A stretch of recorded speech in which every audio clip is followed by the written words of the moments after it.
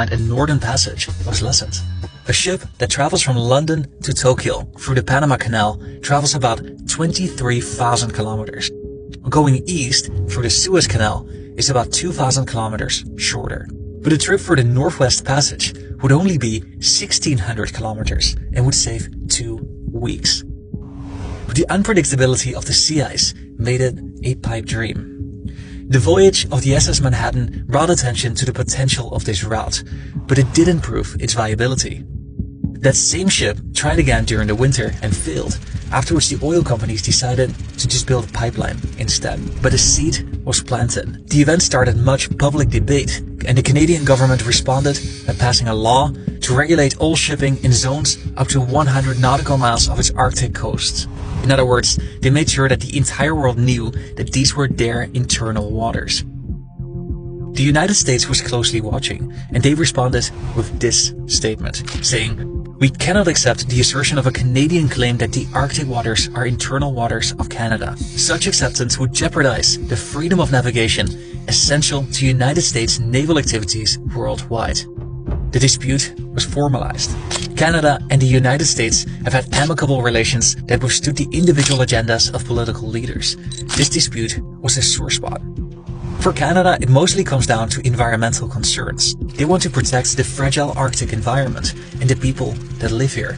They are mostly Inuit, and they are very reliant on this water, ice, and wildlife for their food supply. The United States is mostly concerned with achieving maximum freedom of navigation, not just here, but around the world. They fear that Canada's claim might set a precedent for other countries to do the same. For example, on the other side of the Arctic, there's another route, the Northeast Passage. This hugs the Russian coastline, and Russia is now rapidly militarizing the region. Russia is pushing rapidly into the region with aims to control it before anyone else. They're upgrading their Arctic military bases, expanding their naval weapon systems and their fleet. Like Canada, Russia claims that these are their internal waters. If the United States supports Canada in their claim, that could legitimize Russia's claim. And the US was already aware of this in the 1980s. The dispute was more or less settled back then, when Canada and the United States signed this Agreement on Arctic Cooperation.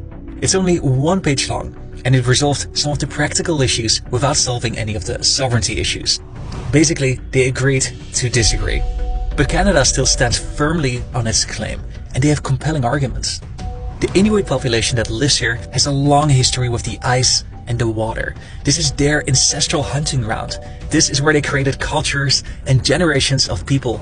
They are now Canadian citizens, and if they lose the sovereignty over this water, that would pose an existential threat to their traditional way of life and culture.